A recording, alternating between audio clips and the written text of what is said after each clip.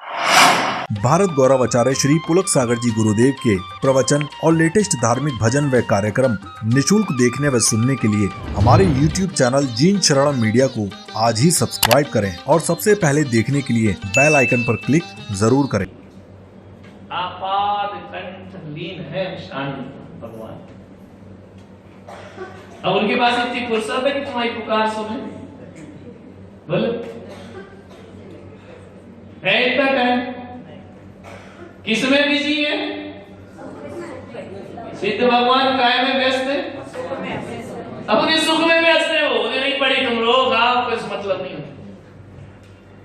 चीखते रहो चिल्लाते रहो, ये भगवान मेरे पास इतना टाइम कहाँ है सुख से बाहर आने। क्योंकि जैसे ही उनने सुना कि वो दुखी हो जाएंगे, है ना, कुछ नहीं सुनते हो, तो फिर अपन पूजा क्यों करते हैं उनकी? क्योंकि शिव स्वरूप समझ में आ रहा, वो आनंद में है और उन्हें ध्या के, उन्हें पूज के, उनका स्मरण करके संसारी जीव भी आनंद में हो जाते हैं। वो करते नहीं है। समझ में आ रहा? नहीं आ रहा? जैसे गर्मी में समुद्र किनारे बैठ जाओ तो समुद्र तुम्हें आनंद देता है कि तुम्हें मिलने लगता है? वो यही कड़कड़ाती ठंड हो फिर बैठना, फिर आनंद नहीं देता। तो अपने आप आनंद आता है भगवान का ध्यान करने से, सुमरन करने से। इसलिए कहते हैं जब तुम माला पहनने बैठो तो ऐसे मत करना कि गिनती पूरी हो गई कि नहीं। आनंद आना चाहिए, ऐसा आनंद आए, ऐसा आनंद आए कि माला छोड़ने का मन ना करे। ऐसा लगे कितनी जल्दी। ध्यान रखना, आनंद वाली चीजें लंबा समय भी मिनटों जैसा लगता है और दुख वाला, मिनट वाला समय भी घंटों जैसा, पता ही ना चले। जब आनंद बरसता है ना तो समय का पता नहीं चलता। तो सिद्ध भगवान को कितने दिन के लिए मिला है सुख?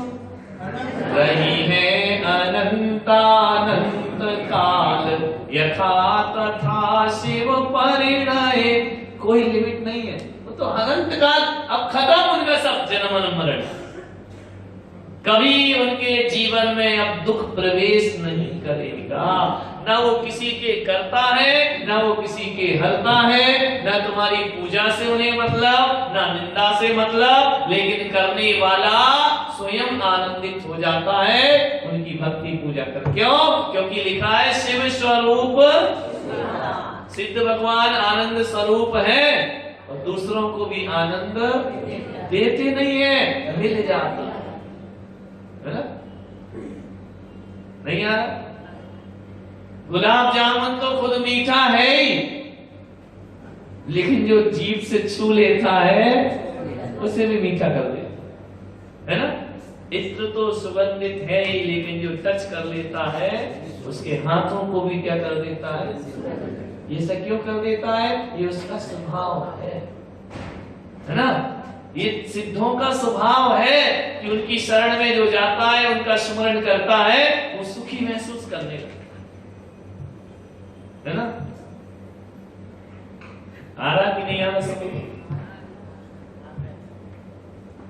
तो एक सुख तो वह है सिद्ध भगवान का, एक सुख अपना है। अपना सुख कैसा है? बोलो।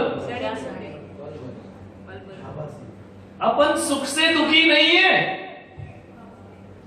लेकिन शुभ अशुभ बंध के फल मजा रति अरति करें, अपन इससे दुखी नहीं है। सुख से कोई दुखी होता है क्या? देखो, चाहे इंद्रिय सुख हो चाहे अतीन्द्रिय सुख हो, सुख तो सुख है नहीं यार। तो अपन सुख से दुखी नहीं होते, सुख के बाद जो दुख आ रहा है उससे दुखी होते हैं, और सुख जा रहा है इससे दुखी होते हैं। समझ में आ रहा? अपना दुख क्या है? दुख के आने का भय और सुख के इससे दुखी है। जब सुख होता है तब दुखी थोड़ी होते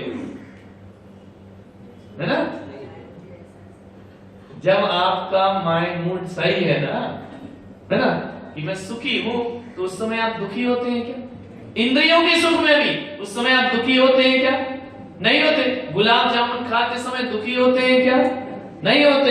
लेकिन अब ये लास्ट है, अब नहीं है उसमें, है ना, इससे दुखी। तो सुख के जाने से हम दुखी होते हैं और दुख के आने से दुखी होते हैं। दो चीज लिख लीजिए, हमारे दुख का कारण सुख कभी नहीं हो सकता, चाहे इंद्रिय सुख हो चाहे अपेंद्रिय सुख हो, सुख तो सुखी ही करेगा। लेकिन हम दुखी किस वजह से हैं? कि सुख छूट जाएगा इसलिए दुखी है, और दुख आ जाएगा इसलिए दुखी। समझ आ रहा?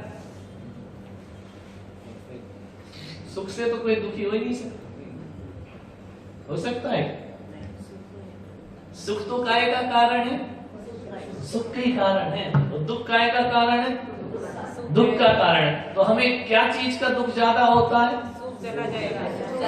है ये सुख एक दिन क्यों चला जाएगा? क्योंकि ये मेरी इंद्रियों पे आश्रित है, शुभ अशुभ पुण्य पाप पे आश्रित है। पुण्य सदा उदय तो रहता नहीं है ना, उसके बाद काय का उदय आता है, क्योंकि पाप पुण्य से ही तो ये अपना मनुष्य बहुत चल रहा है। तो अच्छा एक बात बताओ, इतने लोग यहाँ बैठे हैं जिनकी उम्र कितनी लगा ले, बोले तो नहीं, कितनी उम्र? 39 साल में, 39 होने में तुम्हें कितने साल लगे? 39 साल लगे ना। इसमें ऐसा कोई बता सकते हो कि तुम्हें 39 साल में सुखी सुख मिला या दुखी दुख मिला? ऐसा कोई इंसान है धरती पर जिसको दुखी दुख मिले? है कोई मनुष्य? नहीं है। और ऐसा भी कोई नहीं है जो जन्म से लेके आज की उम्र तक जिसके पास सुख नहीं आया है। कोई ऐसा है? कोई नहीं है ना। यही तो दुख है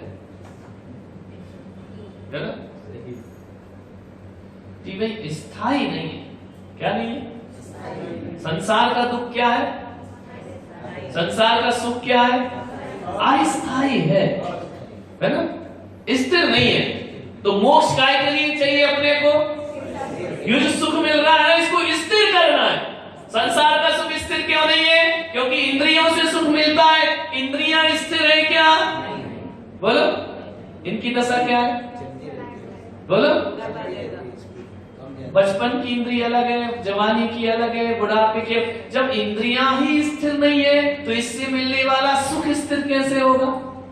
जब शरीर ही स्थिर नहीं है, तू नित्य पोखे तो ये सूखे, ज्यों धोवे त्यों मैली, निस दिन करे उपाय देह का, रोग दशा फैली।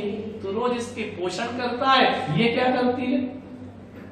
खूब काजू खिला रहा, किशमिश खिला रहा, बादाम खिला रहा, दूध पिला रहा, तू रोज तो इसका पोषण कर रहा है। लेकिन रोज ये क्या हो रहा है? इसका शोषण। सूख रही है, नहीं सूख रही, शिथिल हो रही है। और रोज नहलाता है, ज्यों धोवे त्यों, निस दिन करे उपाय देह का, रोग दशा